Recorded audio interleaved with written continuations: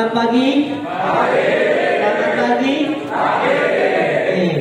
Karena kebetulan saya diundangnya pagi, jadi masih semangat Pak ya. Jadi insya Allah kita pada pagi hari ini akan saya secara pribadi bersilaturahmi karena ini pertama kali saya masuk ke UTS ini, jadi baru tahu saya juga kampusnya di sini. Jadi semoga ini awalan yang baik bahwa saya nanti sering main ke sini, ya, sering main ke sini. Karena tadi seperti yang disampaikan Pak tadi bahwa saya di sini juga mewakili, mungkin masuk ke slide identitas saya, ya ini. Yang pertama saya tuliskan saya koordinator paguyuban HRB se-Ekskarasi Dinas Pekalongan. Itu dari Batang, Kota dan Kabupaten Pekalongan, Pemalang, Tegal, Brebes. Ya, saya juga selaku Direktur Area Pekalongan Gerakan Nasional Indonesia Kompeten. Ya, kalau tidak salah sih saya sudah beberapa kali sharing kepada beberapa kampus terkait dengan di sini kita mengadopsi kurikulum Merdeka belum Pak? Sudah ya, sudah kurikulum Merdeka.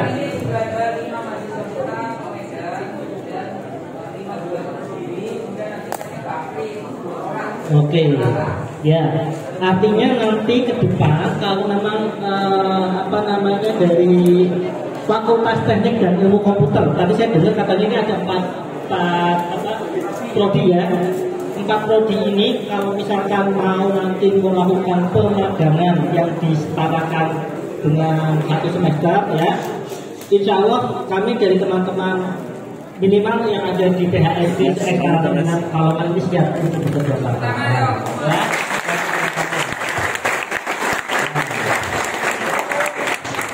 Cuma, ada cumanya ini.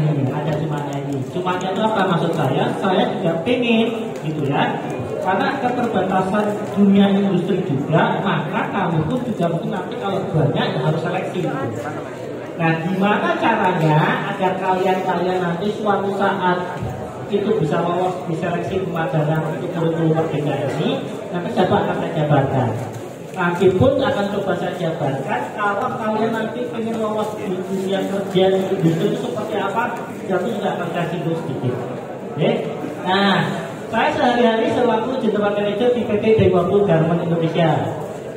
Tadi saya agak terlambat karena apa? Saya mampir pagi dulu, absen dulu sama orang Jepangnya ya.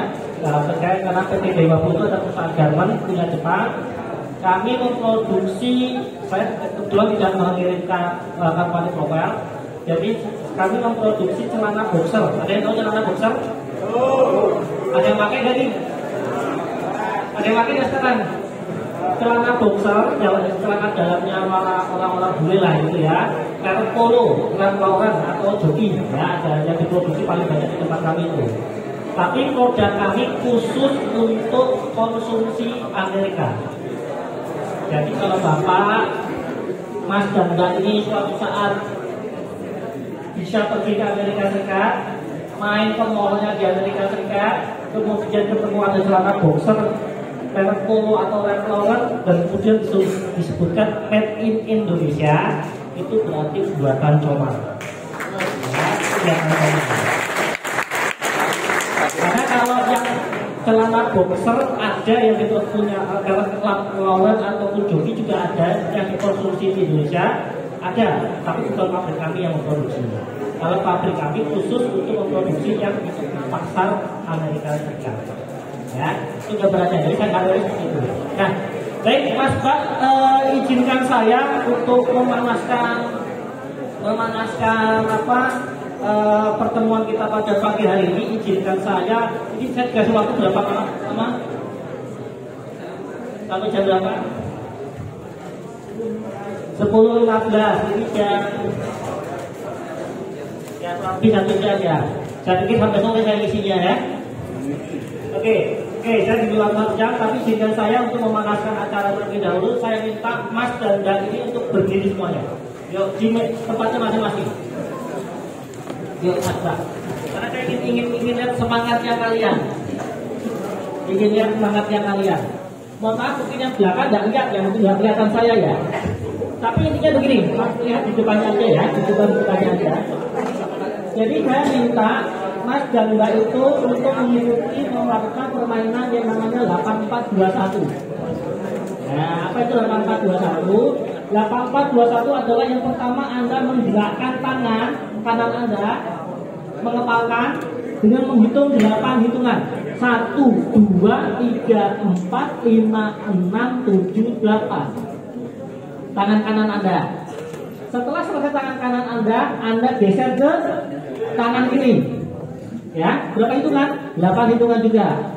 Setelah selesai tangan kiri, Anda lanjut ke kaki kiri dengan cara menghentakkan kaki ke lantai. Berapa hitungan? 8 hitungan juga. 1, 2, 3, 4, 5, 6, 7, 8. Ya.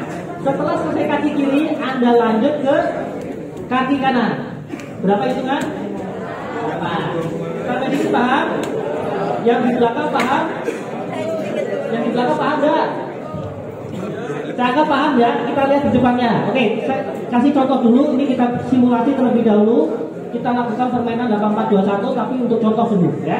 Hitungan ketiga kita mulai ya. Anda teriak, Anda gerakan tangannya juga. 1, 2, 3. Semangat. 5, 6, 7, 8. 1, 2, 3, 4, 5, 6, 7, 8. Lanjut.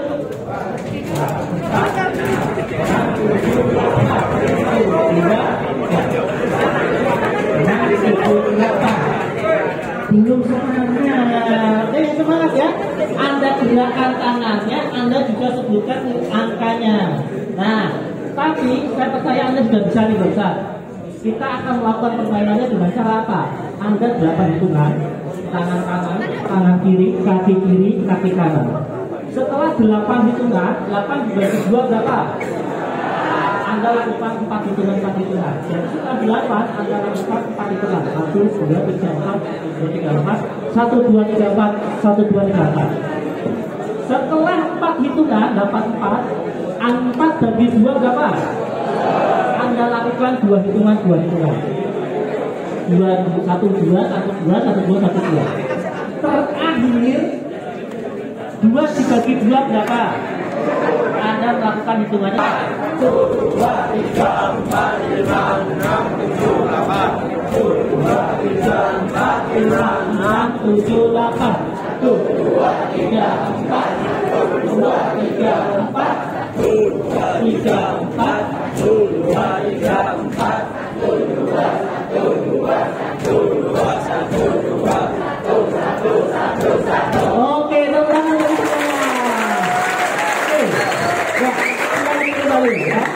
Kembali. Terima kasih. Yang cukup bersemangat, termotivasi. Meskipun latihan hitungan yang terakhir dan satu-satu dapat satu-satu saja gitu semua. Ya, yang dilakukan kan satu. Tapi belum kanan, kiri, kaki kanan, kaki kiri. Oke, saya panggilnya Mbak dan Mas saja ya. Karena ini adalah para mahasiswa baru.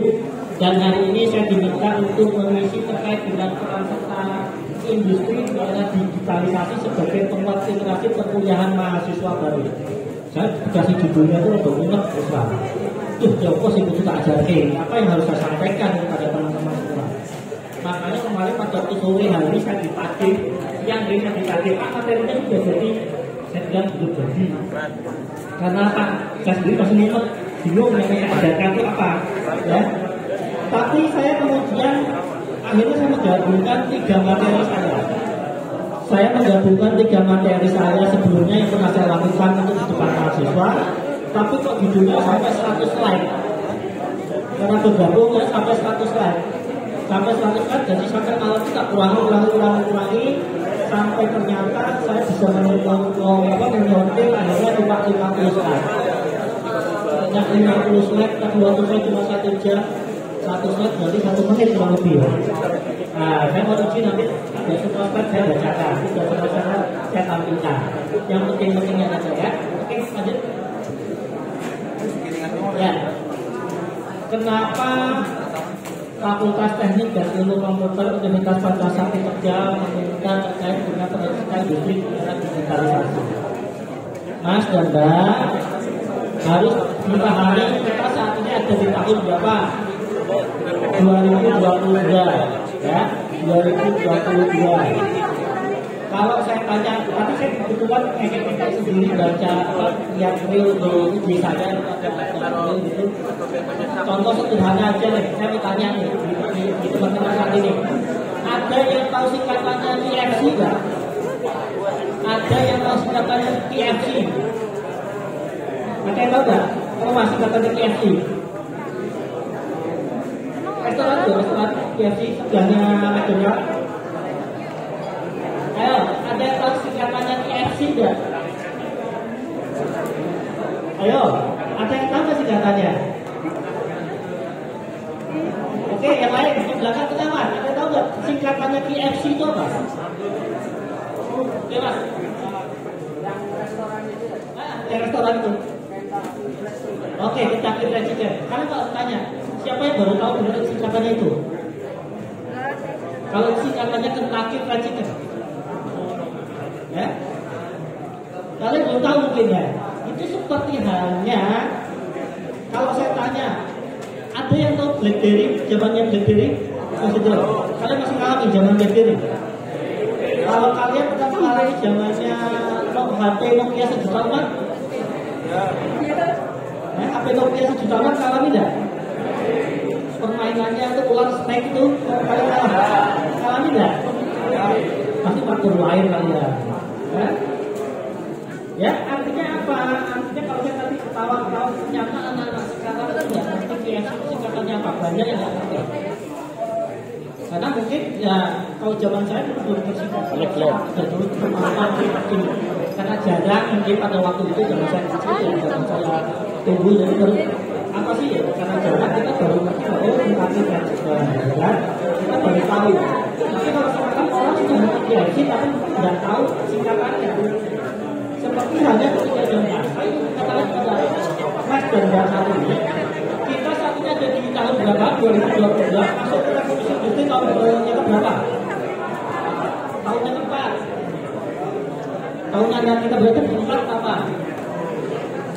Artinya kita saat ini tahun 2022 memang banyak sekali kita berada di revolusi industri yang keempat.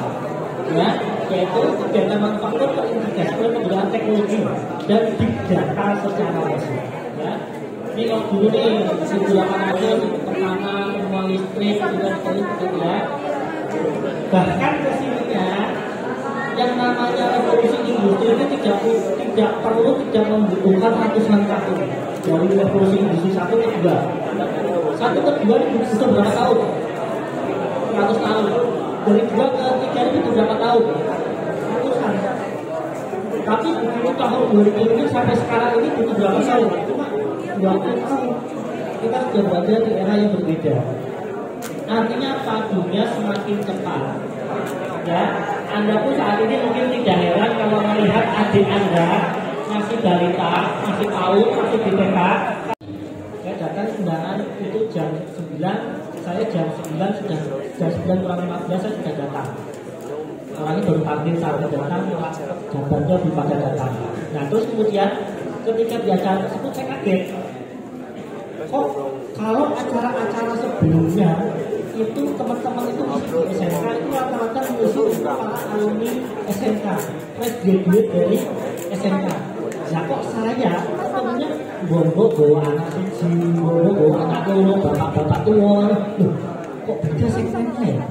Saya tanya kepada panitianya, Pak, kemarin kan teman-teman yang ngisi di SMK itu kan alumni SMK semua Pak. Iya Pak, kalau ini yang di aula di sana itu adalah bagi mereka yang sedang urus kartu kuning. Jadi kalau yang urus kartu kuning kan belum tentu itu adalah SMK.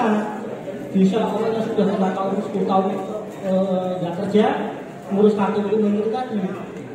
Udah, saya langsung ganti materi saya. Materi yang tadi saya pikir itu anak-anak SMK, saya ganti materi yang lebih mudah dipahami. Tetapi poinnya adalah ketika saya tanya kepada mereka, Bapak, Ibu, panjenengan ini kan sedang mau cari kerja. Iya Pak, kita mau cari kerja. Sekarang saya tanya, Bapak Ibu bisa apa? Kok misalkan mau melamar di tempat saya? Apa yang Bapak Ibu punya? Kelebihan apa yang Bapak Ibu punya? Dan semua menggeleng, tidak punya apa-apa yang bisa dijual kepada saya. Nah, apakah itu juga sama kepada kalian? Kalau saat ini kalian ini adalah peserta pelatihan, peserta pelatihan, peserta rekrutmen dari PT Daiwaku Garment Indonesia. Misalkan kalian semuanya adalah peserta rekrutmen PT Daiwaku Garment Indonesia. Kalau saya tanya kepada Anda semua, apa yang Anda punya sehingga Anda berani melamar ke PT Daiwaku Garment Indonesia? Anda bisa jawab ya?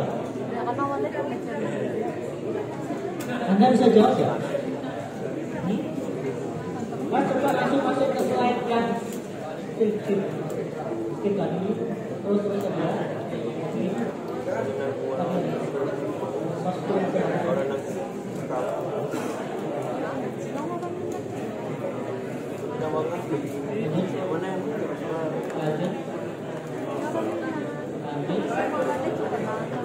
Lanjut lagi.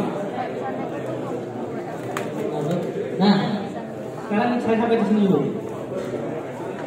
Kalau saya tanya, dengan ini kan Mbak Darmas ini kan mau masuk kuliah di Fakultas Teknik dan Ilmu Komputer. Terus saya tanya, what your dream job? Apa sih pekerjaan impian Anda sehingga Anda kuliah di sini? Apa sih pekerjaan yang kalian impikan itu apa?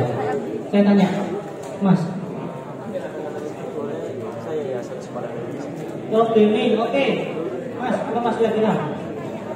Kalau saya tanya ini, pengen jadi apa sih kamu kuliah di ini, terus nanti cita-citanya pengen jadi apa sih? Anda nggak bisa jawab, Mas. Apa waktu dream jobnya Pak? HR, kamu mungkin HR. Oke, saya mau nanya cewek Mbak, jadi apa Mbak? What your dream jobnya apa? Ya kerjanya apa? Kerjaan banyak. Ya kerja komputer itu apa? Mbak, kerja apa Mbak? Pengen apa? What your dream job? Ayo. Belum punya? Ini saya tadi nanya kurang lebih 4-5 orang lah ya, 4-5 orang yang bisa jawab kurang lebih 2. Jadi kalau saya pikir berarti ini kalau ini adalah saya ambil sebagai data statistik merupakan representasi dari keseluruhan feeling saya, analisa saya dari sekian mahasiswa yang hadir duduk di depan saya pada pagi hari ini, maka kalian pun akan menjawab yang sama. Artinya mungkin hanya maksimal 20% yang sudah bisa menjawab pertanyaan ini. Benar nggak? Benar nggak? Karena kalian bisa jadi masuk ke fakultas teknik dan ilmu komputer saja Anda nggak tahu. Kenapa kalian masuk jurusan ini? Kenapa kalian masuk prodi komputer? Kenapa kalian masuk prodi teknik mesin? Apalagi tadi sipil, terus apa lagi satu lagi? Nah, kalian di sini. Kenapa kalian masuk ke situ? Pasti kalian juga bingung. Benar nggak? Benar. Saya cerita pengalaman pribadi saya. Ya, saya masuk jurusan psikologi Universitas Sudio Pranoto Semarang. Ya, saya alumni sana. Satu angkatan itu 200 orang, cowoknya 30 orang. Saya jadi kaum minoritas. Nah, ketika kuliah umum seperti ini, ya, kuliah umum seperti ini. Saya katakanlah, saya pada waktu itu duduknya di belakang, kayak mereka-mereka di belakang itu. Saya duduknya di belakang.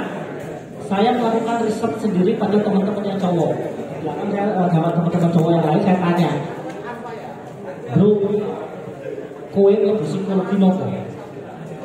Saya nggak keterima di arsitek, terus dari kampus ini diarahkan masuk psikologi. Bro, kamu kenapa masuk psikologi? Aku waktu komponen ekonomi, panitia mengarahkan masuk ke psikologi. Bro, kenapa kamu masuk psikologi? Kocok-kocoknya belajar psikologi. Bro, kamu kok lebih psikologi? Pacarku lebih psikologi. Artinya apa?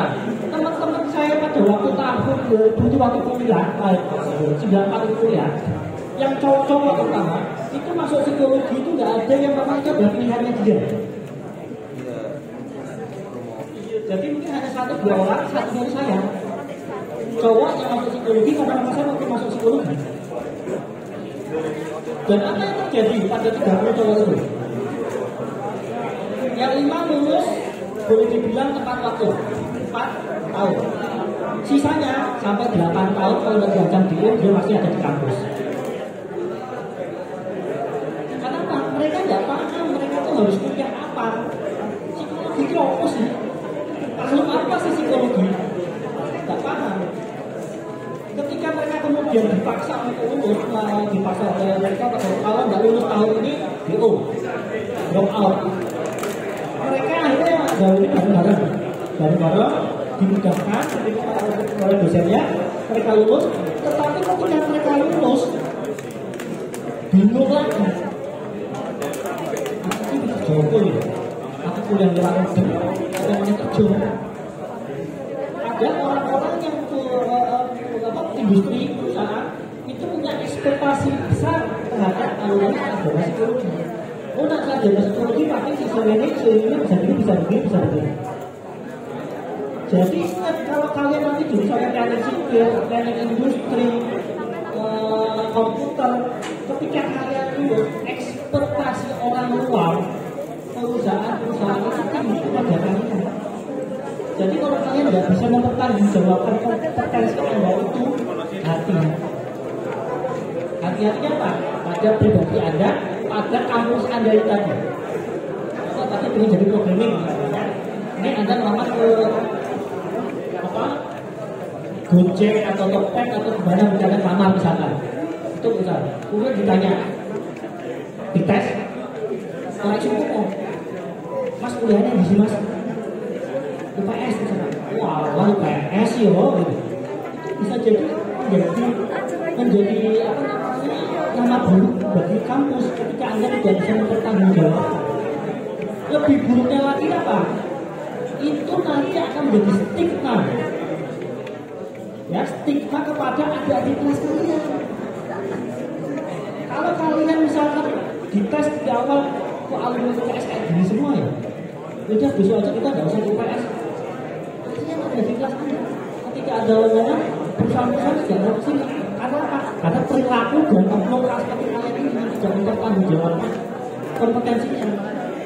Tetapi sebaliknya, kalau misalkan saya dari PT Jawa Purbalingga Indonesia atau alumni teknik industri, misalkan saya tes di sini, oh saya senang. Kenapa? Anaknya ketika kerja di PT Jawa Purbalingga Indonesia itu anaknya termotivasi, anaknya ulet, gigih dan sebagainya. Oh berarti besok-besok lagi, kalau saya cari orang nyari aja di UPS. Dan itu bisa bermanfaat buat adik-adik kalian. Bukan hanya untuk kalian kok. Kalian ada hukumnya, tapi ada di kalian juga punya hukuman itu. Maka berhati-hatilah ketika kalian sudah memilih jurusan sekolah ini, hanya ilmu komputer. Tapi Anda nggak dokter, Anda nggak mudik dengan apa yang Anda pilih. Itu yang Anda harus berhati-hati. Ya, oke. Kalau Anda belum bisa menjawab pertanyaan ini, kita lanjut. Ini ada satu riset ya dari Cornell University. Nah, don't stay in a job dislike. Jangan pernah bertahan lama di pekerjaan yang Anda sukai. Karena termasuk Anda jurusan yang Anda ambil tadi, mau komputer, mau teknik sipil, mau industri, nek kalian nggak paham, nggak dong, dan nggak ada passion, nggak ada minat di situ, balik kanan. Teman-teman mau pengen membayar dulu kuliah seperti itu. Pilihlah jurusan yang memang Anda suka. Saya katakan, tadi saya bukan saya dimaksud untuk iya, tapi saya menunjukkan kepada Anda. Saya masuk fakultas psikologi memang itu pilihan saya. Teman-teman nggak ada, teman-teman cowok saya nggak ada yang seirama dengan saya. Nah, kenapa? Mereka nggak paham tentang psikologi. Saya bisa lulus tepat waktu, lanjut dengan program profesi, belum bekerja, belum lulus pun saya sudah bekerja. Belum lulus pun saya sudah bekerja. Jadi ketika saya sudah bekerja di wisuda, saya hanya minta izin Pak pada pimpinan saya pada waktu itu. Saya ada wisuda, oh iya saya kasih izin. Saya izin. Ketika selesai wisuda, teman-teman tuh ada sibuk cari lamaran, bikin omongan, saya sudah lanjut kerja. Makanya kenapa tadi pertanyaan saya di awal, what your dream job? Itu saya ingin menggugah kalian, bertanya pada kalian ambil kuliah di sini itu impian itu pengen jadi apa sih? Ingin jadi apa sih Anda besok 5 tahun yang akan datang? Jadi mana sih? Ini ibaratnya Anda dari Tegal, Anda mau ke stasiun Tegalan kereta. Ditanya, mau kemana? Nggak tahu. Nggak ngapain ke stasiun? Kamu ngapain ke stasiun? Mau ditanya kemana? Nggak tahu. Ini seperti halnya Anda masuk ke baru jurusan ini. Saya tanya, mau kerja jadi apa? Nggak tahu. Pilihlah dulu pekerjaan di masa depan. Bisa sebelah tadi Pak. Terus.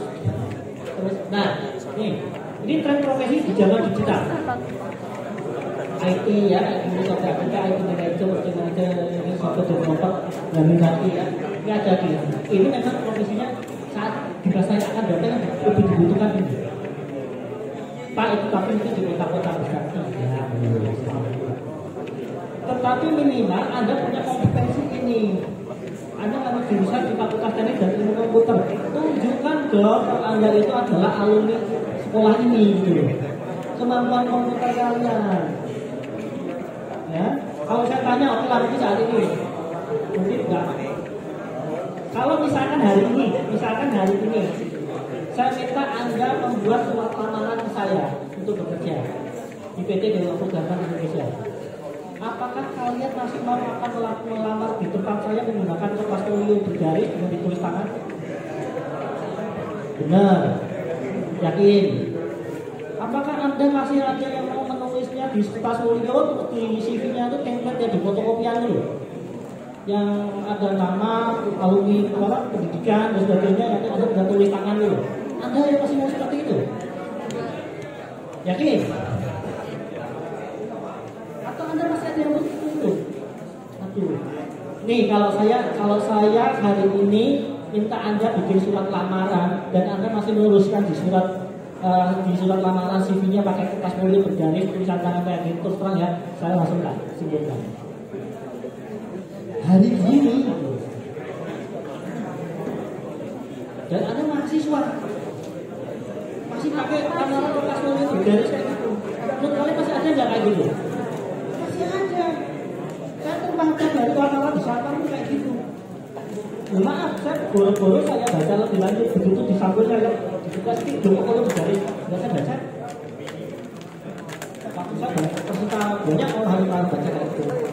Maka kalian harus ingat, ketika Anda melamar suatu pekerjaan, ya, yang namanya surat lamaran CV itu adalah jembatan pertama Anda untuk berkomunikasi dengan perusahaan, dengan HRD, dengan personalnya. Makanya Anda harus bikin CV atau surat lamaran yang bisa membuat HRD-nya itu jatuh cinta pada pandangan pertama. Itu bahasa saya, kalau bisa jatuh cinta pada pandangan pertama. Saya setiap hari ngumpul kayak gini, tak dulu kayak begitu kalau bergaris ya, kalau bergaris baru bertampil awalnya aja, bagus, tapi saya tertarik dulu. Tampilan fontnya, kata-katanya, ya, tampilan itu masalah fotonya, kemudian kayu poela itu bisa nggak ada masalah, tapi kontennya. Belum lagi kalau itu kemampuan bagaimana displaynya itu kayak gitu dan sebagainya. Itu kan belum biasa jatuh cinta dulu di awal. Bergaris, nggak benar. Itu kan tapi itu tahap pertama. Makanya kalau Anda kemudian bikin CV masih asal-asalan hanya di Microsoft Word, tulisannya hitam putih, tulisannya juga tulis standar Arial atau Times New Roman, nggak ada embel-embel lainnya. Sekali lagi, buatlah CV yang bisa membuat HRD-nya itu jatuh cinta pada pandangan pertama. Contohnya ada, template-nya banyak di Google. Kita download aja gitu. Ya. Oke, lanjut. Nah, sekarang saya tanya nih, saat Anda masuk ke sebuah toko, itu Tegal aja ya, ada Jogja, ada Transmart, misalkan atau toko-toko kecil ya, Anda lebih senang dibantu oleh sales girl yang cantik tapi tak acuh, atau oleh sales girl yang tidak terlalu cantik tapi ramah? Yang atas atau yang bawah? Top 10, ada bisa jawab itu. Soalnya kalau saya di tempat saya ada komennya begini, Pak, saya ingin dibantu oleh sales girl yang cantik tapi juga ramah, Pak. Padahal pilihannya nggak ada gitu. Jadi kalau Anda pilihnya yang bawah, berarti Anda tertib ya, pilihannya yang bawah. Oke, lanjut. Ketika Anda berobat ke dokter, ya, Anda merasa sedang dilayani oleh dokter yang dingin dan bagus atau oleh dokter yang atentif penuh perhatian dan ramah? Yang atas atau yang bawah? Oke, yang bawah. Oke, lanjut. Jika Anda perlu surat kunjungan, mungkin ke kelurahan atau mungkin ke kampus ya, Anda suka berusaha dengan petugas yang bagus atau Anda suka membantu? Yang membantu. Oke, ya. Oke, lanjut. Jika Anda mahasiswa, jelas mahasiswa ya, yang sedang mencari dosen pembimbing skripsi, apakah Anda akan mencari dosen yang galak dan sok pintar, atau Anda akan mencari dosen yang ramah dan membantu? Nomor 2 ya, Anda pilih. Nah, itu UPS ada nggak? UPS ada yang kayak gini nggak? Nggak tahu ya, belum ya. Nanti buktikan sendiri ya, Anda lihat ya. Nah, lanjut. Nah, apa yang dapat membuat seorang sukses di masa yang akan datang? Apakah IP 4, tampang keren, atau sang mertua kaya? Maka jawabannya adalah izin Tuhan dan saya katakan soft skill. Soft skill. Nah, apa itu soft skill? Yuk kita lihat. Nih, ini lihat bedanya dunia pendidikan kayak kampus kalian ini dengan dunia kerja. Dunia kerja soft skill itu 80%. Kalian diterima itu karena soft skillnya kalian. Kalian itu dipromosikan karena soft skillnya kalian. Hard skillnya cuma 20%. Tapi di dunia pendidikan kayak kampus ini, Anda dinilai soft skill cuma 20% dan hard skillnya 80%. SMK, SMA yang dilihat kayak gini. Artinya sama nggak antara dunia pendidikan dengan dunia industri? Beda. Cara melihatnya beda. Saya nih biasa menerima anak-anak SMK. Saya selalu kontak DKK-nya masing-masing. Pak, Bu, tolong kirimkan ranking 1 sampai ranking 10 dari masing-masing jurusan. Pak, Bu, tolong kirimkan alumni teknik dan ilmu komputer dari PS yang IP-nya 3,4 semua misalnya saja. Atau IP-nya di atas 3 lah misalnya semua. Lalu saya tes biasanya. Nah, fakta menunjukkan siapa sih yang biasanya sering saya terima? Kalau kita bicara gampangnya anak SMK ranking 1, ranking 10. Siapa yang biasanya lebih banyak diterima oleh Pak Rizky? Terima pekerja. Yang ranking berapa? Ranking berapa yang biasanya banyak diterima oleh Pak Rizky? Yang bisa saya uji itu.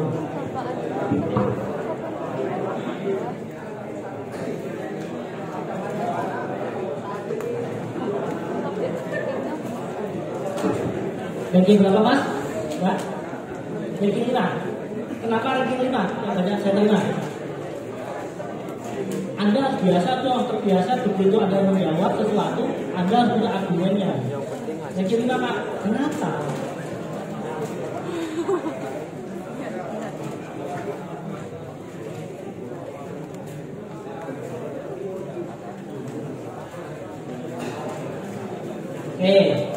Oke. Belum sepenuhnya benar. Oke, ada yang lain? Punya jawaban lain? Siapa yang biasanya lebih banyak diterima oleh Pak Rizky? Ranking 1 sampai ranking 10. Ranking berapa yang biasanya banyak diterima? Ranking berapa? Atau kalau IPK 3 ke atas, itu adalah IPK 3 atau IPK yang nyaris 4. Mana yang lebih banyak sering diterima oleh Pak Rizky? Maka survei membuktikan yang lebih banyak diterima oleh Pak Rizky ketika melintas 10 ranking 1 sampai ranking 10, yang lebih banyak diterima oleh Pak Rizky adalah mereka yang ranking 10, 9, 8 plus juga itu. Itu fakta. Survei membuktikan itu. Kenapa? Pertanyaannya kenapa? Kenapa? Ya ini. Artinya kalau di dunia pendidikan hard skill itu kan hard skill. Hard skill itu akademis, matematika, fisika, kimia, atau di kuliah yang nilai-nilai di mata pelajaran tertentu. Sementara soft skillnya itu pembelajarannya kan cuma 20%. Sementara di industri, di psikotes di awal, saya itu soft skillnya 80%, akademisnya cuma 20%. Bagaimana Anda bisa memimpin, bagaimana kemampuan Anda bekerja sama, motivasi kerja Anda bagaimana, kemampuan komunikasi. Itu yang kita lihat di pekerjaan. Apalagi ini saya kasih tips. Sehingga saya lebih senang mempekerjakan atau merekrut orang atau siswa yang aktif di kegiatan ekstrakurikuler. Kalau di kampus kegiatan ekstra misalnya ada senat atau apa dan sebagainya, saya lebih suka. Tapi apa? Mereka sudah terbiasa untuk bekerja sama, berbeda pendapat dengan orang lain, berkomunikasi dengan orang lain, dibandingkan dengan maaf ada dari kalian yang butuh buku. Kuliah itu begitu datang, kuliah langsung pulang. Jadi kuliah itu datang dan pulang, kita tidak berinteraksi dengan teman yang lain, kerjasama, bikin tugas, bikin proyek. Makanya kalau saat ini kemudian Mas Menteri sekarang ini mengatakan kurikulum merdeka, saya setuju dan sependapat. Karena itu yang lebih dibutuhkan di dunia pekerjaan. Kemampuan bekerja sama, ini misalkan 1, 2, 3, 4, 5, cowok-cowok di depan. Kerjaan proyek ini, terus terserah kalian mau mengerjakannya caranya bagaimana terserah. Nah, dari 5 orang ini sih, bagaimana cara bekerja sama, bagaimana mengkomunikasikan, bagaimana mempresentasikan di depan teman-teman yang lain, di depan atasan, di depan mitra kerja yang lain, itu yang lebih kita mulai. Bukan yang paling pintar, yang paling benar. Ya saya ingatkan dari awal itu kalau baru masuk kuliah. Ingat nih, di industri dunia kerja itu soft skill yang lebih besar, lebih banyak. Ya, ini kan masuk. Nah, ini kan paradigma perguruan tinggi semua dengan IPK 3. Lulus cepat, langsung tulisnya itu pekerjaan pertamanya. Nah, soalnya gue kuliah cepat, hasilnya api, nilai IPK api, ketompo kerjanya ya cepat. Tapi kalau kita di industri ya kita pengennya kompetensi teknis dan sikap yang baik, seberapa tahun dan berapa itu akan terbagian pekerjaan pertama.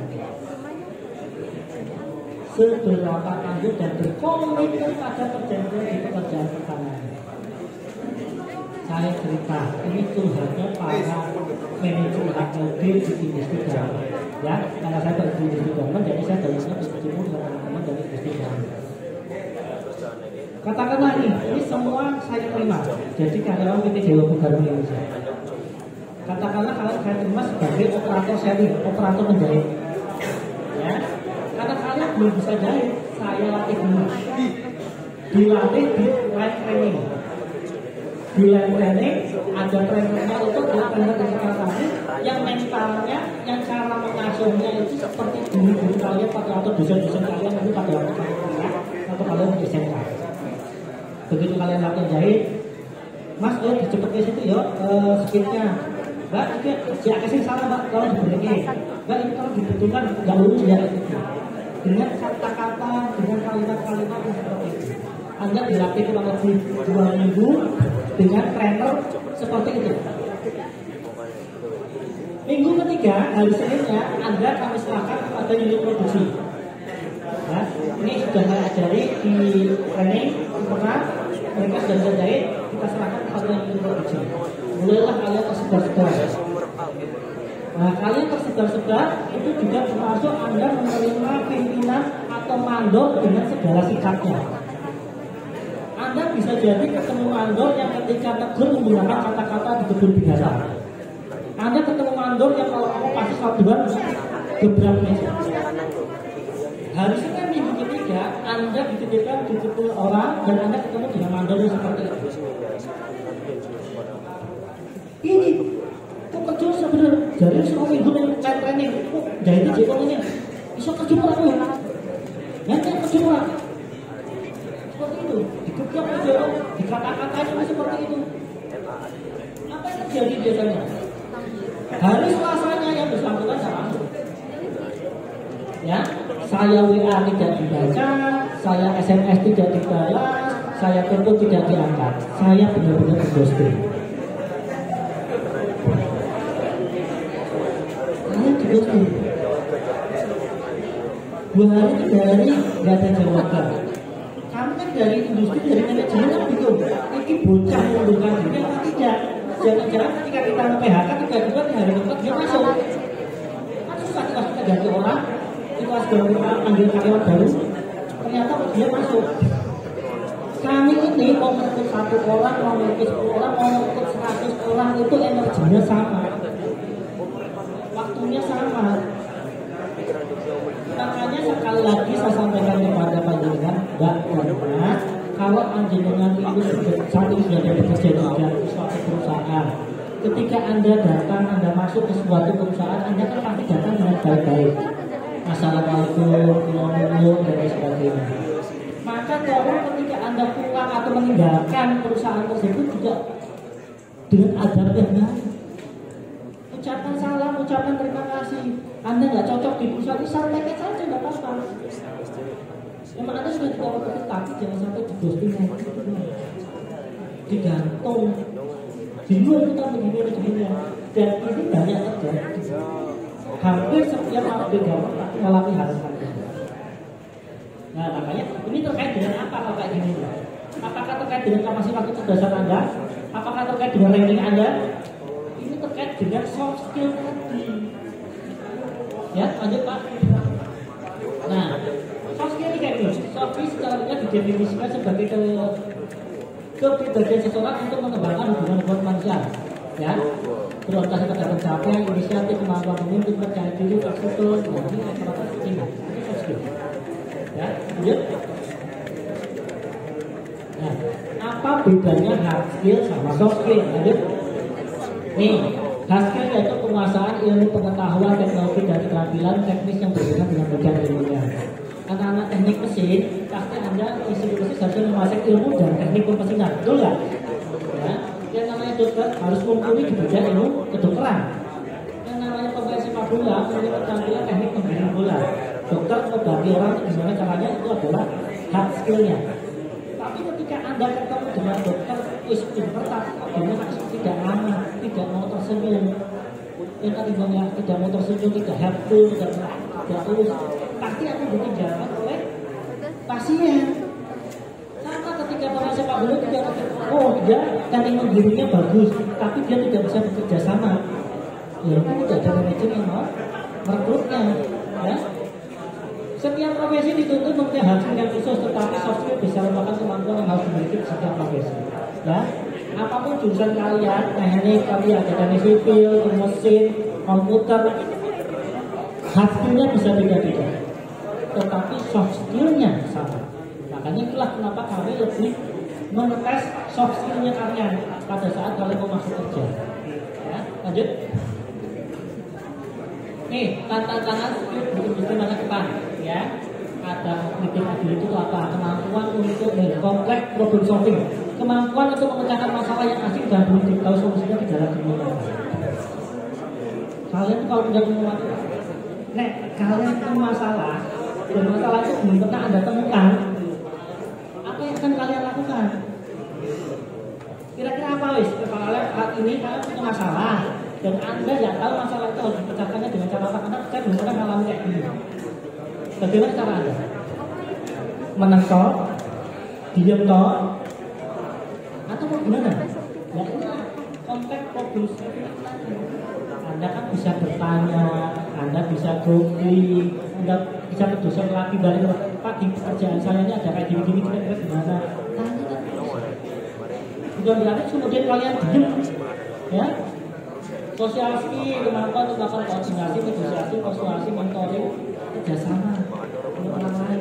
Karena itu lebih dibutuhkan pekerjaan. Tak ada yang namanya bekerja itu sendiri itu nggak ada. Selalu membutuhkan kerjasama dengan orang lain. Ya, proses skill, menggunakan ya, sistem skill, kognitif ability ini adalah hal-hal skill yang dibutuhkan di industri manajemen yang sangat dibutuhkan ketika Anda nanti lulus. Itu. Dan nanti materi ada di dosen nanti bisa di-sharekan ya. Lanjut Pak. Nah, 5 skill, soft skill yang kita butuhkan ini ada ini. Ya. Ini hasil survei katanya Pak Rizky kok, hasil survei cognitive ability, system skill, complex problem solving, fondasinya ini. Yang pertumbuhan permintaannya akan paling tinggi berdasarkan dari sektor industri. Dulu tidak dibutuhkan, tapi sekarang sudah dibutuhkan. Ya, nanti Anda bisa beli sendiri terkait dengan apa ini masing-masing ini. Lanjut. Ya. Nah, saya memudahkan kalian ada 2 hal soft skill. Yang pertama adalah interpersonal skill dan intrapersonal skill. Interpersonal skill itu adalah keterampilan seseorang dalam berhubungan dengan orang lain. Saya dengan Anda, kamu dengan dia, dengan teman-teman, dengan kelompok, dengan kelas, dengan komunitas, dengan angkatan. Itu adalah inter, antar. Nah, kalau intra adalah keterampilan dalam mengatur dirinya sendiri. Contoh tadi, ketika kalian punya masalah, kalian mau ngapain? Ketika kalian dimarahin, kalian punya ngapain? Ketika kalian gagal, kalian ngapain? Itu yang dibutuhkan dalam intrapersonal skill, mengelola diri sendiri. Kalian pasti gampang aja lah, paling gampang nih saya tanya. Siapa yang jawab pacaran? Ini kamu sih Acung? Jomblo semua ini? Siapa yang pernah pacaran Acung? Kalau tidak, siapa yang pernah merasakan patah hati? Ya. Kalau misalkan yang makan kalau disuruh. Nggak mau ngaku, tapi kalau patah hati mendengar semua gitu. Oke lah, kalian pernah mengalami patah hati. Apa yang kalian lakukan ketika ada patah hati? Ya? Ada yang nangis berhari-hari. Kalau yang cowok-cowok tapi ada ngomong langsung cari lagi gantinya Pak. Oke. Yang cari lagi gantinya ada yang butuh seminggu. Tapi ada juga yang nah, ini terkait dengan apa? Terkait dengan keterampilan dalam mengatur dirinya sendiri. Apakah ketika terjadi permasalahan di dalam hidup saya, terjadi sesuatu kegagalan dalam hidup saya, apakah itu menjadi sesuatu hal yang benar-benar menghantam diri saya sehingga saya tidak bisa melakukan apa-apa? Atau Anda mengatakan namanya patah hati wajar, dan namanya itu lah positif, boleh lah. Saya ini seminggu sebulan, oke. Tapi setelah sebulan, yuk, itu sangat tergantung dan itu beda. Itu yang dinamakan soft skill. Ya, lanjut. Ini contohnya pemain sepak bola, berlari, menendang, berebut bola. Tapi soft skill adalah kemampuan bekerja sama, mengambil inisiatif, keberanian mengambil keputusan. Ya, paling gampang ada yang mungkin olahraganya sepak bola. Ada mungkin terkenal hard skillnya bagus, berlari, menendang, berebut bola, oke. Ada itu suatu tim, ya. Kemudian satu pertandingan itu kompetisi, satu turnamen, ada sampai babak final. Babak final ternyata perpanjangan, dua kali pertemuan lanjut ke perpanjangan, kemudian terjadi adu penalti. Ketika adu penalti, Anda diminta, Mas, ambil tendangan penalti pertama. Bisa jadi Anda menolak, nggak pede, nggak yakin, atau takut gagal dan lain sebagainya. Meskipun Anda punya keterampilan itu nomor satu di tim Anda juga. Tapi ketika adu penalti ditonton puluhan ribu di stadion sana, Anda bisa jadi tadi kegagalan itu tidak terjadi. Dan ini semua terkait dengan apa? Soft skill. Bukan lagi tentang keterampilan Anda untuk mengejar, terkait dengan soft skill Anda. Apakah Anda kesukaan yang gigi, berani mengambil keputusan? Oke, saya siap menendang pertama. Masuk, alhamdulillah, tidak masuk ya itu sudah suatu takdir. Tergantung Anda sendiri. Tapi kalau Anda begitu Anda mengiyakan, maka saya ambil tendangan penalti yang pertama, Anda gagal, terus Anda kemudian nanti dulu-dulu Anda nggak bisa move on dan sebagainya misalkan. Pasti bisa jadi. Ya? Oke, lanjut. Saya contohnya terbatas. Nah, ini contoh syarikat kemampuan untuk personal skill ya, bisa Anda baca. Komunikasi dengan baik, motivasi, kemampuan memasarkan diri sendiri nih. Kemampuan memasarkan diri sendiri. Kemampuan memasarkan diri sendiri. Tapi kita akan praktek langsung ya. Kemampuan memasarkan diri sendiri, bernegosiasi, berpresentasi, kemampuan bekerja konflik. Lanjut. Intra itu adalah manajemen beban, manajemen stres tadi ya. Anda mengalami situasi tertekan, berpikir kreatif dan inovatif, kemampuan menjadi percaya diri. Ini adalah intra di dalam diri kita. Oke, lanjut. Nah, sarjana yang kompeten, hard skill-nya ada, soft skill-nya juga ada. Nih, contohnya knowledge, ilmu pengetahuan, skill keterampilan, intrapersonal, interpersonal, dan interpersonal. Oke, lanjut. Ini contoh nih, ini contoh. Kalau Anda pernah melihat lowongan lamaran pekerjaan mau di Karir.com, Jobs.com, LinkedIn, ada lowongan, kan ada seperti yang kayak gini. ada pembahasan persoalan kerangka. Oke, nah nomor 1 IT computing ini maksudnya apa nih? Hard skill apa soft skill? Hard skill. Untuk nomor 2 maksudnya apa nih? Ya, cantumkan tuh. Ya, ini adalah ahli dan soft skill seperti itu. Lanjut. Nah, saya akan sampaikan faktor-faktor yang memberi kontribusi keberhasilan dunia kerja. Ya, finansial, keahlian di bidangnya, kompetensi, networking, dan soft skill. Masih tertinggi itu soft skill, 40%. Itu dari tahun 2002 masih seperti ini. Soft skill yang nomor 1. Ya, lanjut. Ini contoh-contoh soft skill Anda di lapangan kerja ya, ini contoh-contohnya. Ya. Oke, bisa dibaca nanti, lanjut. Nah, bayangkan ini di dunia pekerjaan yang Anda butuhkan dalam konteks apa? Mengumpulkan data, wawancara, presentasi rencana. Itu terkait dengan soft skill, bukan terkait dengan hard skill. Ya, lanjut. Nah, sekarang saya minta Anda bayangkan sendiri. Sebutkan minimal 3 soft skill yang Anda miliki saat ini. Apa yang Anda miliki saat ini? Anda punya 3 ini, minimal tidak bisa menyebutkan 3. Oke, yang bisa dibuka coba kacung. Saya ingin lihat. Saat ini kalau misalkan Anda itu adalah bagian dari orang-orang yang sedang melakukan rekrutmen di PT Dewa Pegadaian Indonesia, saya tanya, minimal software yang Anda punya apa? Siapa yang sudah bisa menjawab? Ada 3. Komunikasi. Itu, contoh Mas. Oke, terus. Jujur. Kemampuan memimpin. Itu oke, yang sudah dijawab dulu 3. Berarti Anda masuk pas silakan lolos masuk ke ruangan berikutnya Mas. Yang lainnya Quran. Saya kasih pertanyaan, sebutkan minimal 3 software yang Anda miliki. Anda tidak ada yang jawab. Ya sudah, pulang aja. Yang bisa jawab masuk. Lanjut ke seleksi berikutnya. Simpel, buat apa saya kunci tes macam-macam kayak ini dan sebagainya. Cara saya seperti itu. Atau cara itu juga. Lihat berikutnya. Nah, sekarang coba saya minta Anda dalam waktu 1 menit, ya, di dalam pikiran saja, tidak usah ditulis. Apa yang jadi kelemahan Anda, apa yang jadi kelebihan Anda, apa yang jadi kelemahan dan kelebihan. Ini pertanyaan favorit saya setiap saya melakukan wawancara. Setiap saya melakukan wawancara, pertanyaan favorit saya ini, apa yang jadi kelemahan dan kelebihanmu? Coba Anda bikin, dijawab kelemahan di kolom kiri, kelebihan di kolom kanan. 1 menit ya, dari sekarang bayangkan dalam pikiran Anda kelemahanmu apa, kelebihanmu apa. Saya hitung sekarang.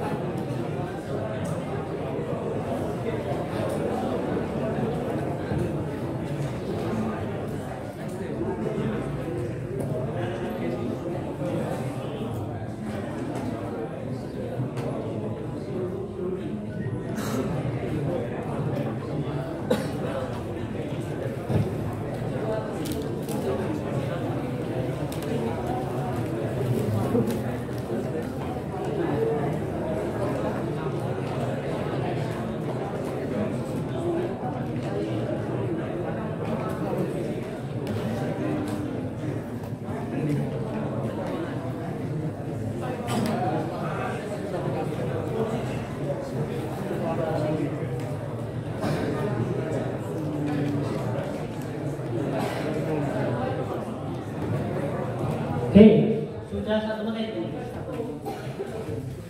Sebelum saya mencoba menanyai, saya sekarang aja minta tolong yang saya tanya dan bisa menjawab, langsung aja ya. Siapa yang menuliskan kelebihannya lebih banyak dari kelemahannya, Kacung? Siapa yang menuliskan kelebihannya lebih banyak dibandingkan dengan kelemahannya? Artinya kalian nanti bisa membayangkan, misalkan ada kelemahannya 1, 2, kelebihannya ada nulis 3. Berarti kan kelebihannya lebih banyak daripada kelemahannya. Siapa yang menuliskan kelebihannya lebih banyak dibandingkan dengan kelemahannya? Masuk.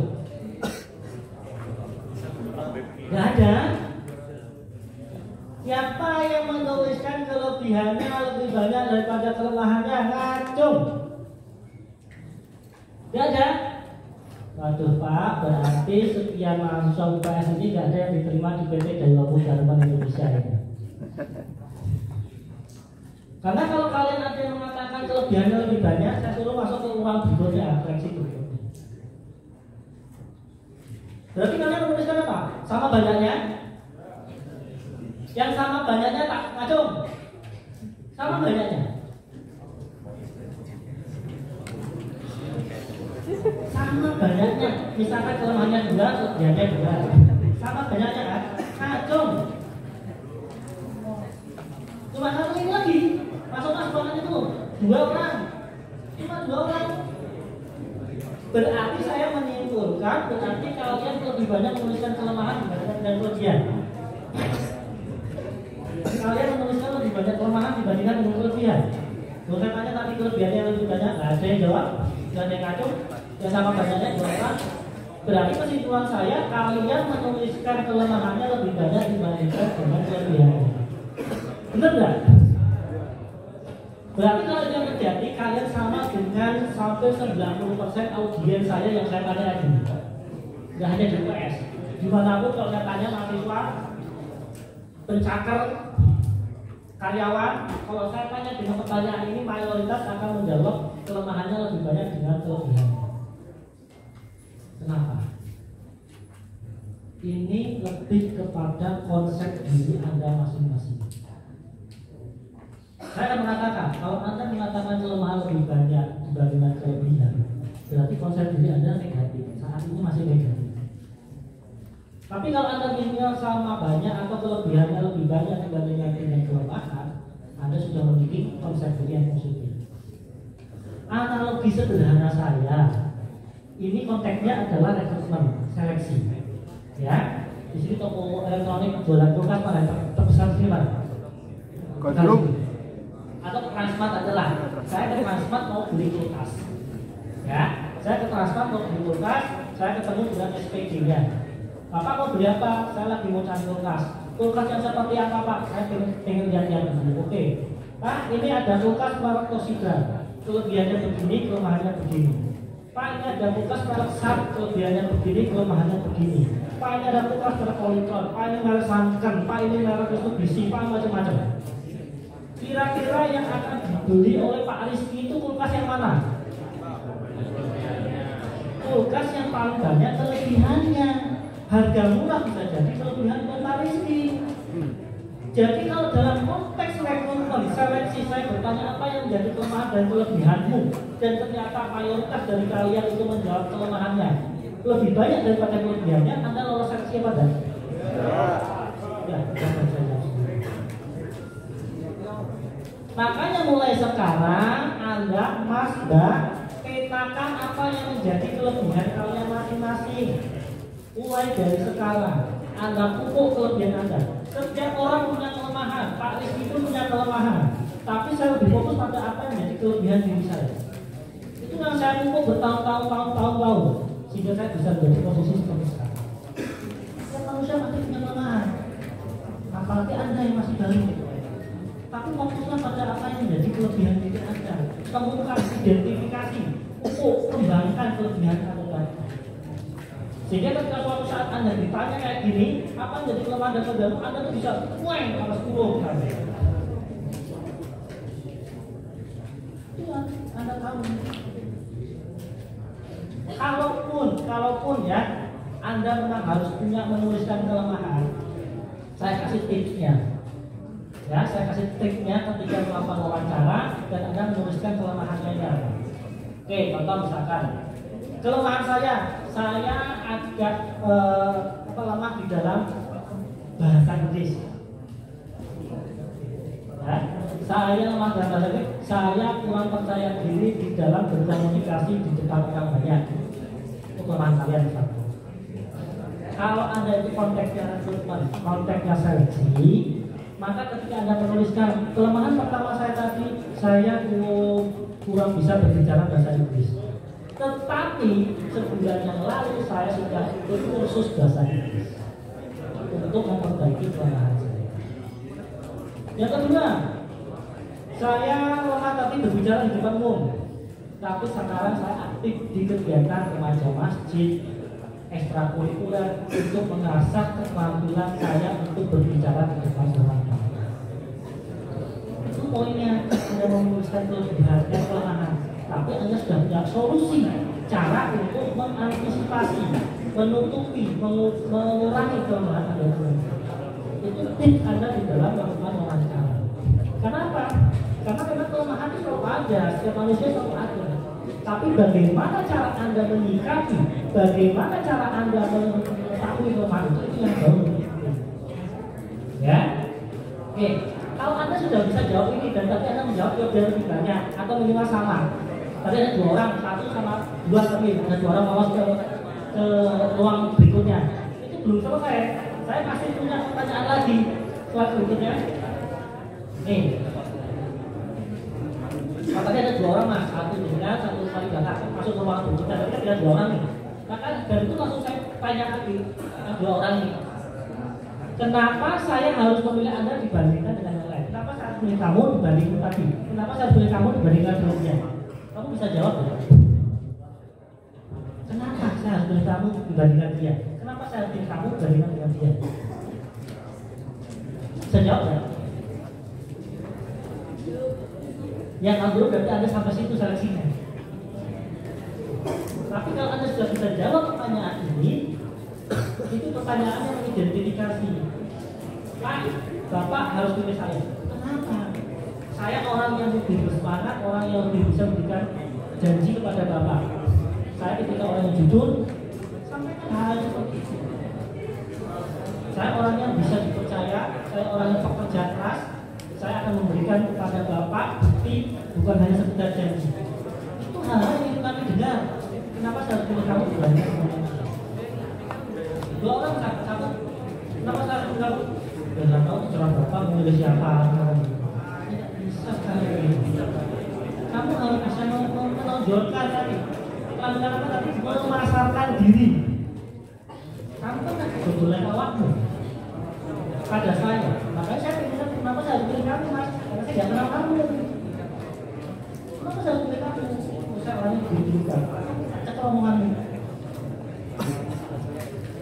Nah makanya mulai sekarang identifikasi kelebihan kalian, ya, identifikasi kekuatan kalian.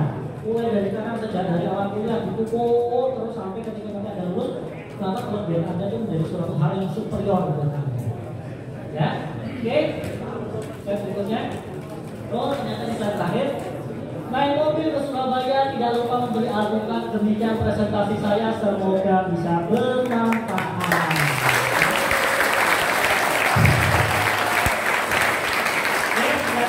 Assalamualaikum warahmatullahi wabarakatuh. Dan silakan Pak Ibrahim pada pembawa acara.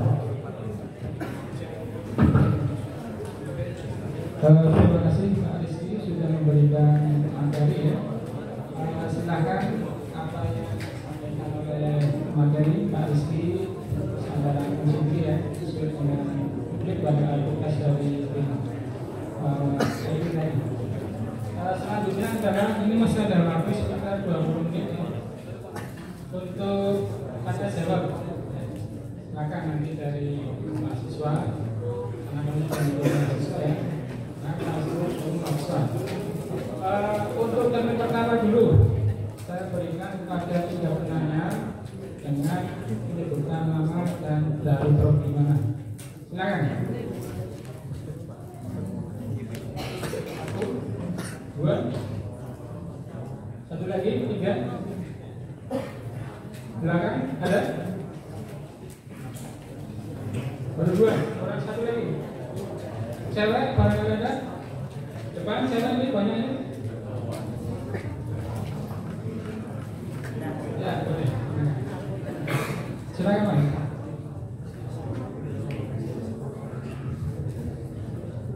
Assalamualaikum warahmatullahi wabarakatuh.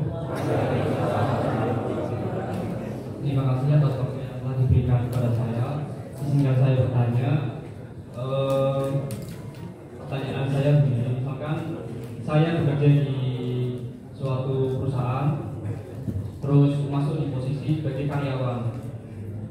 apakah bisa yang karyawan ini masuk ke posisi yang lebih tinggi lagi seperti posisi bapak seperti sekarang ini? Kalau bisa, cara seperti apa yang ditempuh untuk bisa masuk ke posisi yang lebih tinggi? Dan kalau tidak bisa, untuk menargetkan posisi HRD misal, soft skill atau hard skill apa yang dibutuhkan? Terima kasih. Oh ya, nama Bapak Nugroho dari Prodi Teknik Industri. Terima kasih.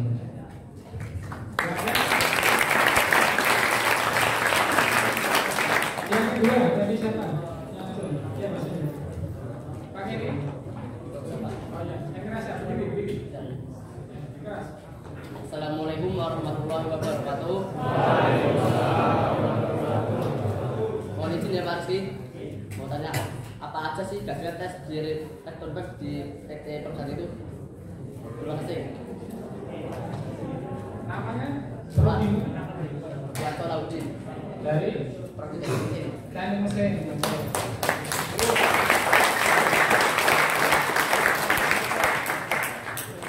Satu lagi. Dari banyak dari ya. Ya, silakan. Berdiri, ya.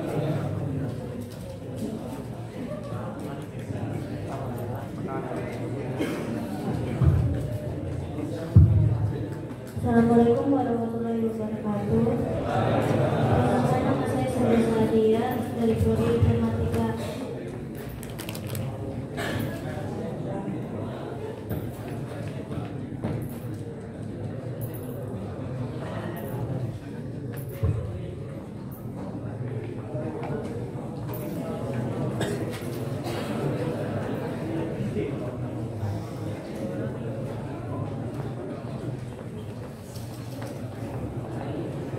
Oke, lalu kita lanjut lagi untuk berlalu lagi. Ini hampir sama ya.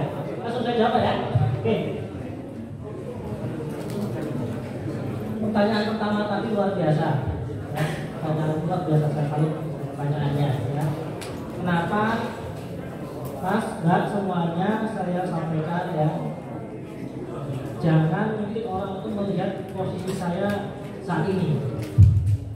Mungkin lihat pada posisi saya pada saat tidak kuliah. Waktu saya kemudian lulus dan sebagainya, ya. Tapi satu hal tadi menanyakan, apakah saya bisa mencapai posisi seperti Bapak? Saya katakan bisa. Itu hak, itu kesempatan untuk semua orang.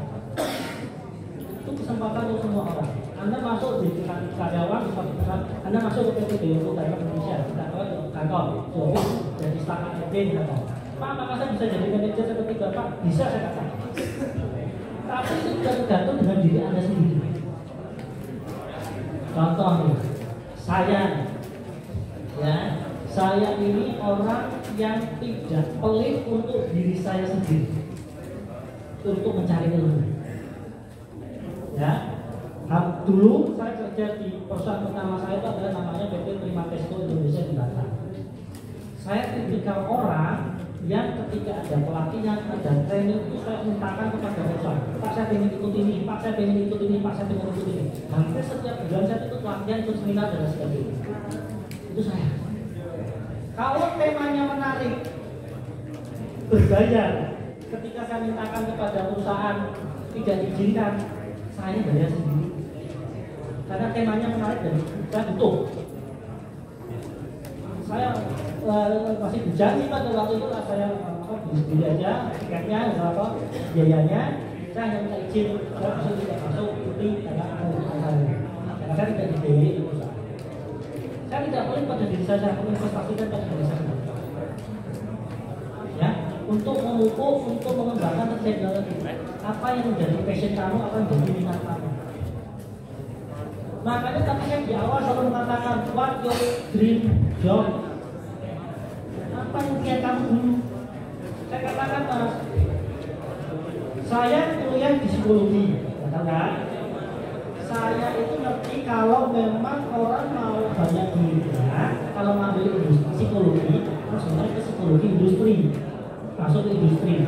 Kan psikologi itu bisa ke rumah sakit, bisa ke sekolah, ya, bisa di mana saja lah. Tapi yang paling banyak duitnya pada waktu itu ya di industri.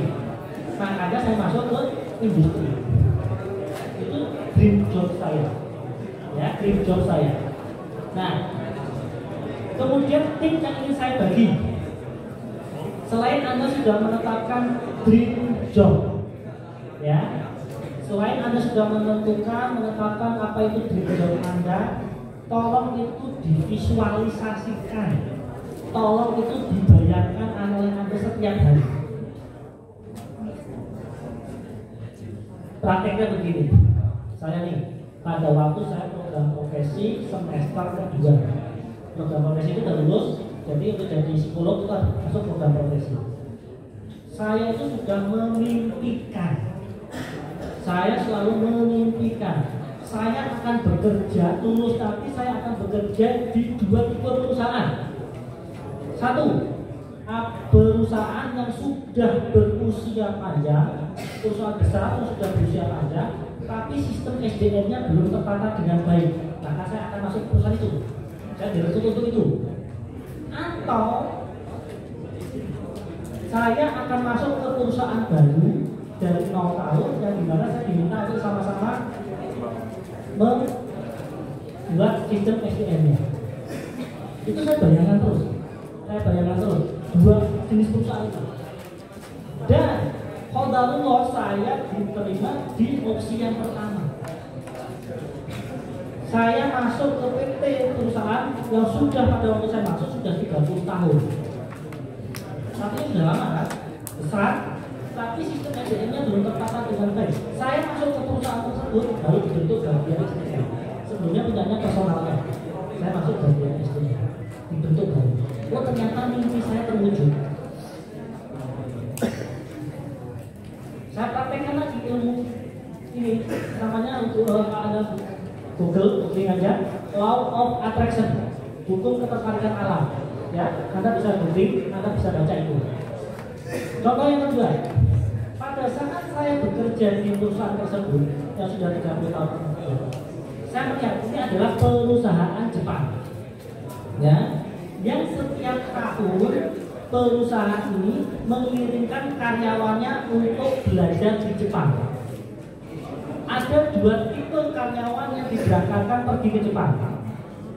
Tipe yang pertama adalah mereka operator produksi. Jadi mereka di sana bisa 2-3 tahun, tapi kayak kerja di sana 2-3 tahun di Jepang, di Jepang. Atau karyawan yang sudah berlevel manajer, mereka akan diberangkatkan ke Jepang sebulan 2 bulan untuk belajar terkait dengan manajemen Jepang. Pada waktu saya masuk, saya ngerti ada fakta seperti itu, bahwa karyawan itu bisa pergi ke Jepang dengan 2 opsi tersebut: operator produksi atau sudah jadi manajer. Sementara saya masuk, jabatan saya pada waktu masih kepala subbagian, masih ada kasubag, maskabag, kabag, asmen, asisten manajer. Masih ada 5 tahap step yang harus saya lewati. Tapi saya tetap memimpikan, memvisualisasikan bahwa saya suatu saat akan pergi ke Jepang. Tahun 2000 saya masuk perusahaan itu. Tahun 2002 saya mulai memimpikan saya suatu saat akan pergi ke Jepang. Laptop saya untuk zaman laptop, CPU saya itu isinya terkait dengan Jepang, mulai dari menara tower, bandara, dan sebagainya. Itu untuk memicu mimpi saya. Akhirnya apa? Di tahun 2005 saya bisa dikirim ke Jepang. Kok bisa Pak? Padahal pada waktu tahun 2005 saya bukan orang produksi dan saya belum jadi manajer. Nah, kok bisa pergi ke Jepang Pak? Itulah kalau kita punya mimpi dan Allah sudah berkehendak, itu upayaku. Ternyata pada tahun 2005 itu ada semacam tawaran beasiswa dari pemerintah Jepang untuk belajar tentang manajemen SDM Jepang, di-share ke seluruh Indonesia, terutama pada perusahaan-perusahaan Jepang. Saya ikut seleksinya dan saya terpilih dari 3 orang. 1 dari PT Tani di Jakarta, 2 dari PT PAU Surabaya, 1 saya dari PT Permata Indonesia. saya bukan operator produksi, saya belum jadi manajer, saya bisa pergi cepat dan selama 1 tahun. Gratis. Saya dibayari oleh pemerintah Jepang untuk belajar itu. Itu mimpi saya kedua. Istilahnya kalau saya mau bikin mimpi yang besar ya, itu mimpi saya kedua. Kalau mau ada apa? Mau saya kasih tahu lagi, mimpi saya ketiga yang saya praktekkan dan berhasil. Pada waktu saya pergi ke Jepang, status saya jomblo. Status saya bujang. Saya tidak punya pacar pada waktu itu. Ya, tahun 2005. Saya pergi ke Jepang, saya sudah katakan pada diri saya pribadi, pulang dari Jepang saya akan segera menikah. Pulang dari Jepang saya akan segera menikah. Pulang dari Jepang saya akan segera menikah. Januari tahun 2006 saya pulang dari Jepang. Bulan April 2006 saya berkenalan dengan seseorang. Desember 2006 saya menikah. Sesuatu yang saya impikan, sesuatu yang saya visualisasikan setiap saat. Saya akan segera menikah, saya akan segera menikah. Saya akan pergi ke Jepang, saya akan pergi ke Jepang. Terwujud semua. Termasuk kalau sudah juta lagi banyak mimpi saya, anak-anak saya. Bentuknya anak saya saja kebagian begini. Saya ingin punya anak cewek, putih, rambutnya panjang dan sebagainya. Itu impian visualisasi saya. Terwujud pada anak kedua saya.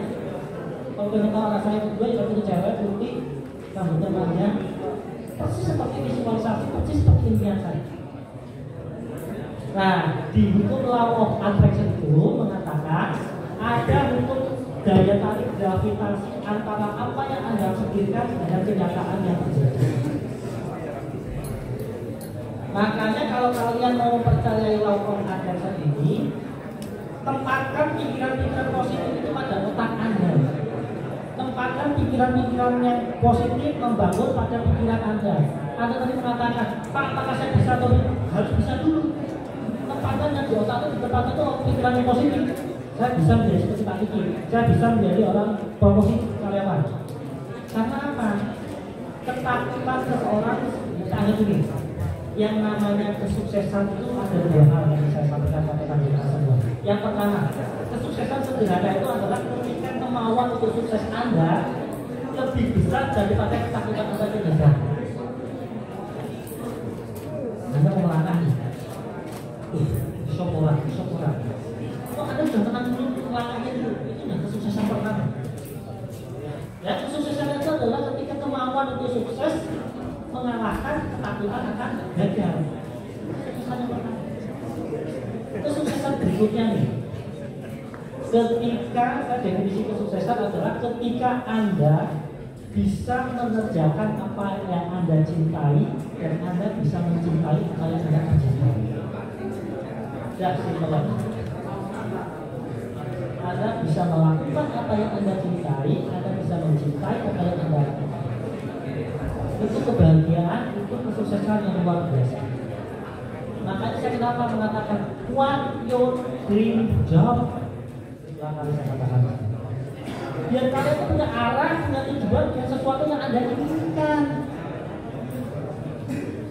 Dan itu sangat tergantung pada pikiran Anda sendiri. Yang bisa menggagalkan siapa? Pikiran Anda sendiri. Dari sekian ini, 200 Pak, ada cuma 200. Katakanlah 200 ini, saya tanya nih, siapa yang pada waktu kecil cita-citanya jadi dokter? Ada enggak? Atau siapa yang pada waktu kecil cita-citanya jadi dokter? Mungkin Anda TK, Anda SD, Anda menuliskan di kolom cita-cita dokter, cita-cita dokter. Anda malu nih. Siapa yang pada waktu kecil cita-cita Anda menjadi dokter? Ya.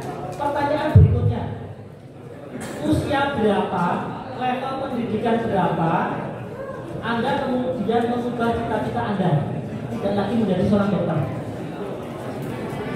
SMP, SMA, kapan Anda berubah lagi cita-cita Anda tidak lagi menjadi seorang dokter? Oke lah, mungkin SMP atau SMA.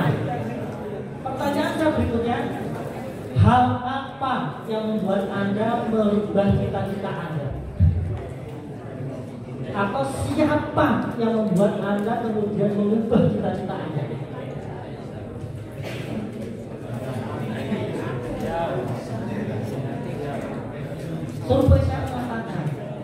yang menggagalkan, yang membuat Anda merubah cita-cita Anda dari kecil. Misalkan Anda punya cita-cita mulia ingin jadi dokter, itu siapa? Orang-orang terdekat Anda, keluarga Anda, orang tua Anda.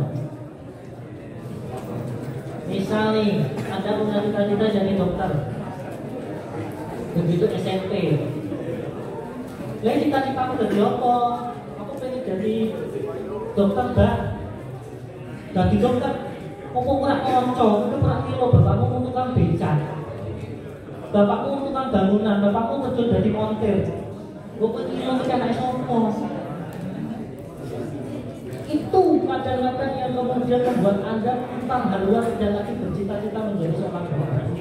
Meskipun Anda potensi ada, orang-orang terdekat kita, orang-orang tercinta kita justru yang membunuh cita-cita mulia kita. Entah kata faktor keluarga, ekonomi dan sebagainya. Maka yang bisa jawab Anda sendiri. Nah, sekarang saat ini Anda sudah kuliah, Anda sudah dewasa, Anda bebas untuk menentukan cita-cita Anda. Tidak ada lagi orang-orang terdekat Anda yang bisa mengganggu, misalnya mengubah apa yang Anda inginkan. Pertanyaannya adalah kata kalian itu saat ini karena terbiasa terbelenggu.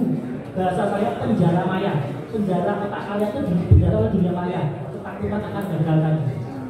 Makanya ketika saya tanya, what your dream job? Anda nggak bisa jawab.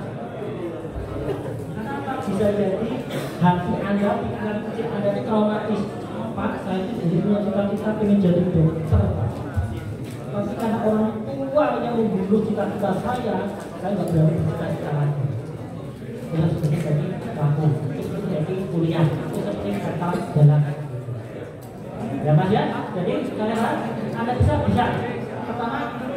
Pertama dulu yang Anda ingin jadi apa? Hidup Anda. Jangan pelit pada diri sendiri untuk menginvestasikan apapun untuk diri Anda sendiri. Mau les bahasa Inggris, mau les bahasa Korea, mau les apapun juga terserah Anda. Tidak ada sesuatu yang sia-sia dalam hidup. Hanya momentumnya apa? Ya. Dan juga saya mengatakan tidak ada hasil yang mengandalkan proses. Ya, ada proses setiap Anda itu benar-benar pasti akan terjadi. Hanya masalah momentum. Setiap orang itu punya waktunya sendiri-sendiri. Satu angkatan nih, harus yang baru lulus langsung ke toko. Anda butuh pengangguran dulu dari 1 tahun. Pengangguran baru kelihatan terjadi. Dan orang punya waktunya sendiri-sendiri. Nah, sekarang dia kembali ke saya, profesional apa? Ya, ini sudah bisa jawab ya. Kemudian pertanyaan berikutnya terkait dengan psikotes tadi ya. Ya, saya tadikan. Standarnya ketika orang melakukan tes karyawan itu pertama adalah yang pertama seleksi berkas. Makanya tadi saya mengatakan yang namanya surat lamaran dan CV itu nomor 1, jembatan awal kalian berkomunikasi dengan perusahaan. Makanya sekali lagi bikinlah surat lamaran, bikinlah CV yang bisa membuat HRD personal yang jatuh cinta pada pandangan pertama. Ya. Kedua, setelah seleksi berkas, biasanya kemudian ada tes, bisa jadi tes produksi, tes kemampuan hard skill tadi, kemudian dilanjut dengan psikotes. Psikotes ini untuk lebih melihat potensi dan soft skill, ya, soft skill. Dan yang terakhir bisa jadi tes tes wawancara. Nah, tes wawancara inilah ya kadang-kadang yang bisa membuat Anda jatuh. Ya, tes wawancara inilah yang bisa membuat Anda jatuh. Jatuhnya bagaimana? Tes produksi, hard skill Anda bagus. Tes psikotes, soft skill Anda bagus. Kemudian tes wawancara. Ya, baru nanti tes kesehatan. Nah, sekarang saya coba, pastikan saya ada kasih tip kelebihan, kelemahan, kemudian kenapa saya pilih kamu dan sebagainya. Sekarang coba panjenengan pikirkan, coba panjenengan upayakan bagaimana cara menjawab pertanyaan tadi. Pertanyaan pertama dari saya itu kadang-kadang simpel. Ketika saya pertama, latihan, panggil latihan, duduk kan, duduk di depan saya nih, Assalamualaikum, selamat pagi Mas Bahtiar. Perkenalkan, saya Rizky Konsalvian, saya di sini GM-nya PT Indonesia. Kita akan memulai proses wawancara. Kalau tadi saya katakan pertanyaan favorit saya, ya. Tapi pertanyaan awal saya simpel dan sederhana. Anda bisa melakukannya apa tidak? Pertanyaannya begini. Silakan perkenalkan diri Anda, siapa diri Anda, latar belakang Anda, keluarga, pendidikan, apapun yang bisa Anda ceritakan kepada saya dalam waktu 2 menit.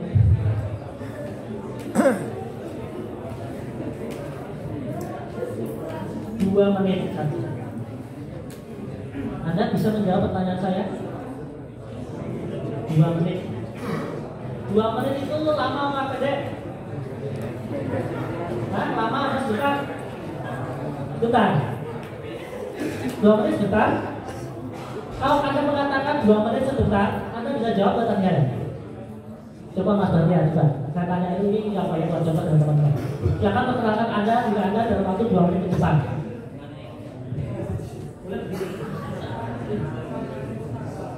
Ya, assalamualaikum warahmatullahi wabarakatuh. Perkenalkan, nama saya Muhammad Bahtiar. Saya lahir 17 April 2003. Nama saya Desa Galwangi 1605. Semasa tahun Kabupaten Tegal. Saya berasal dari salah satu sekolah yang ternama di Kabupaten Tegal. Saya kan bisa berguna. Saya juga aktif di salah satu organisasi pramuka. Dari pramuka juga saya sudah aktif di kegiatan pramuka termasuk organisasi yang lain. Saya banyak perlombaan dan memenangkan banyak perlombaan. Untuk latar belakang keluarga saya berasal dari keluarga yang sederhana, namun berkecukupan. Alhamdulillah, orang tua saya sangat mendukung saya dalam masalah pendidikan. Dan tujuan saya untuk mau berkuliah adalah untuk mewujudkan segala macam impian saya.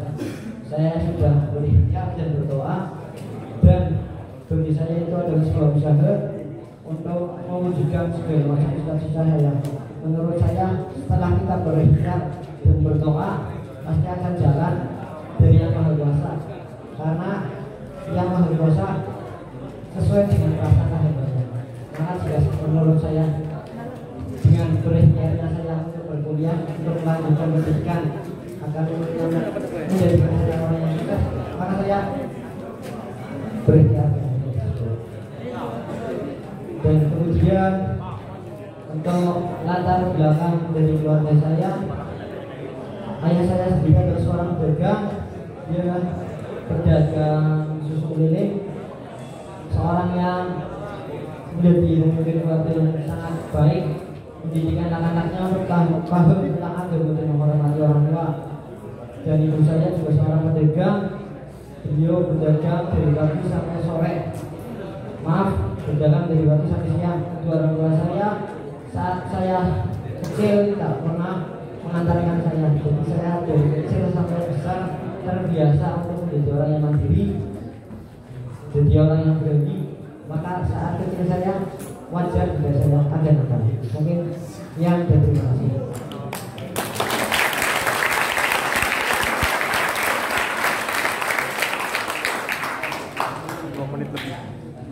Kalau waktunya lebih dari 2 menit, ya, waktunya lebih dari 2 menit. Sekarang pertanyaan saya itu pada kalian bisa menjawab seperti itu. Kalian bisa menjawab dengan cara seperti itu, 2 menit. Tadi itu 2 menit berarti 2 menit, tapi saya 2 menit lebih ke 16 detik kali. Jam tangan saya ataupun ya. Artinya kalian bisa melakukan menjawab seperti itu. Jika saya tanya, coba ceritakan tentang diri Anda dalam waktu 2 menit. Supaya membuktikan dari apa yang saya tanyakan kepada pencakar kandidat ketika saya minta untuk memperkenalkan diri dalam waktu 2 menit. Rata-rata 30 detik, 1 menit sudah selesai.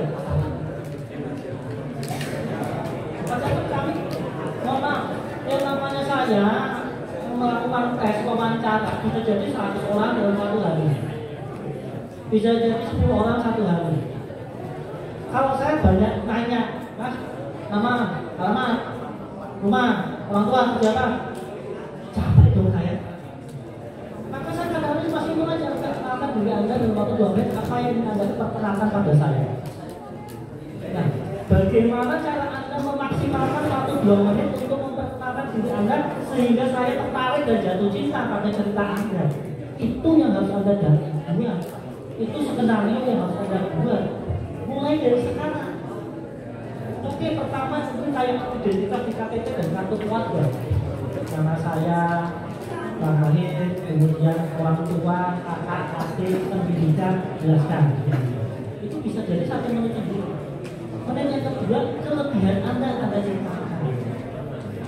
Saya kena prestasi ini, bla bla bla bla.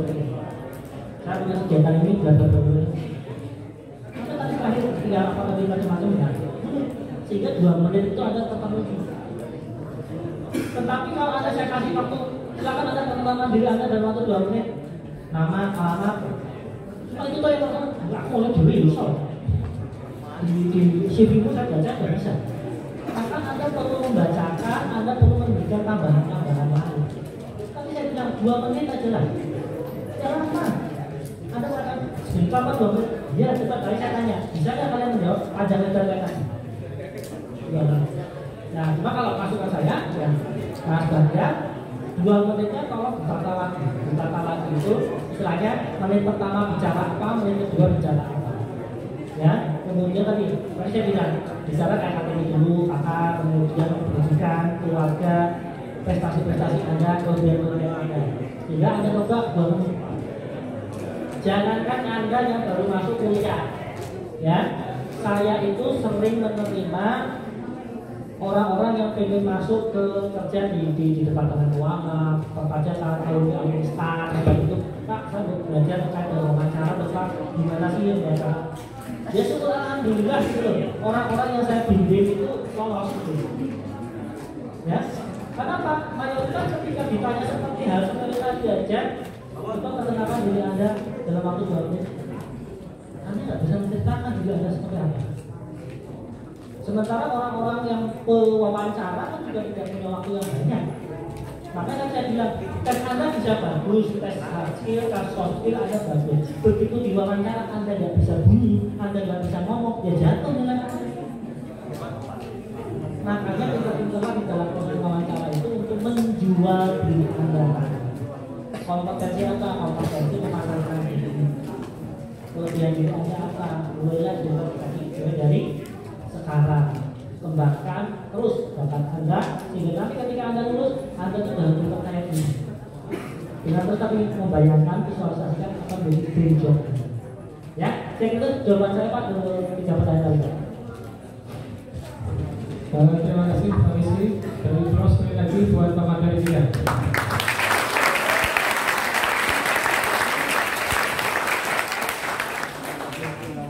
Saya kira untuk materi kuliah hari ini cukup ya. Kita sekarang sampai 11, pagi sudah lebih menit. Acara selanjutnya adalah penutupan sekaligus pemberian cendera mata dari Dekan Fakultas Teknik Komputer kepada pemateri Bapak Rizky Masana dan SPNK. Silakan Pak.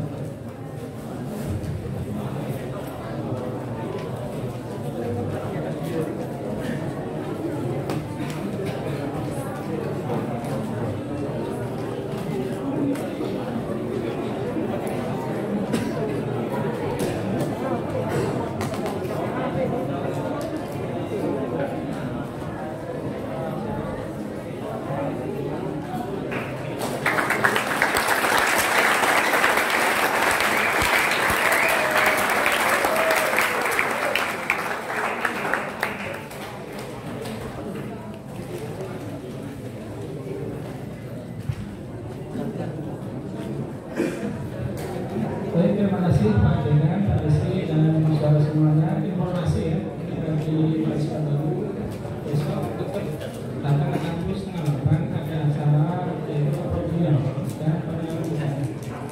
Itu ya, pakaian bapak jangan lupa. Kita setengah 8. Jelas ya ini ya?